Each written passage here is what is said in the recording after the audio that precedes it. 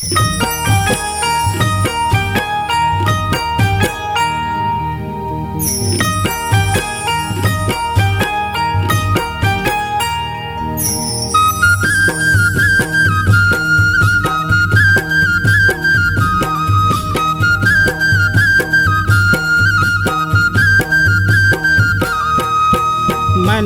मनखे एक समान, मनखे मनखे एक समान, मनखे मनखे एक समान, मनखे मनखे एक समान। गुरु कहेगा मनखे मनखे एक समान, बाबा कहेगा मनखे मनखे एक समान। ये मनखे मनखे एक समान, मनखे मनखे एक समान, ये मनखे मनखे एक समान, मनखे मनखे एक समान। गुरु कहेगा मनखे मनखे एक समान, बाबा कहेगा मनखे मनखे एक समान। गुरु कहेगा मनखे मनखे एक समान, बाबा कहेगा मनखे मनखे एक समान।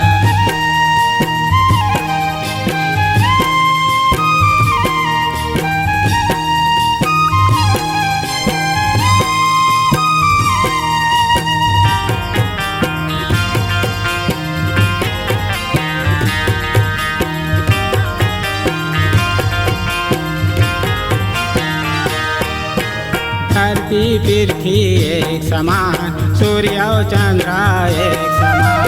धरती पृथ्वी एक समान, सूर्य चंद्र एक समान।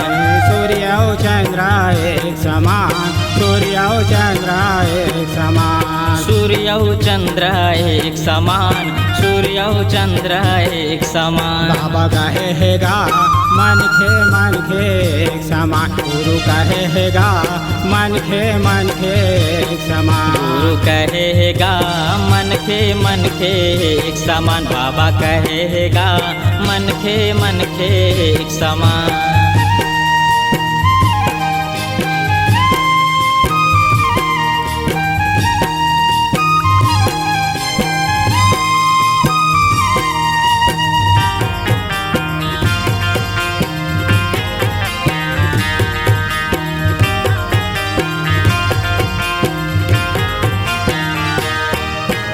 आगी पानी एक समान, पानी पवन एक समान। आगी पानी एक समान, पानी पवन एक समान।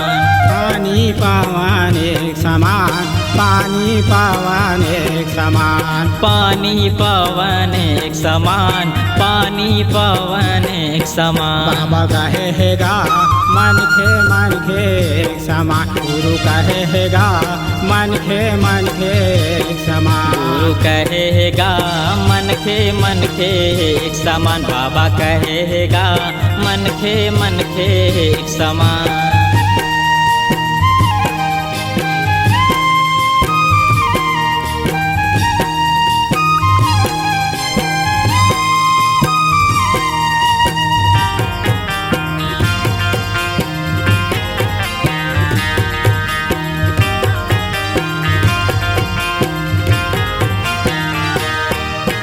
पशु पक्षी एक समान, चाटी चिरगुन एक समान।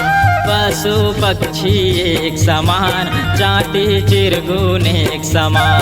चाटी चिरगुन एक समान, चाटी चिरगुन एक समान। चाटी चिरगुन एक समान, चाटी चिरगुन एक समान। बाबा कहेगा मनखे मनखे एक समान, गुरु कहेगा मनखे मनखे एक समान। गुरु कहेगा मनखे मनखे एक समान, बाबा कहेगा मनखे मनखे एक समान।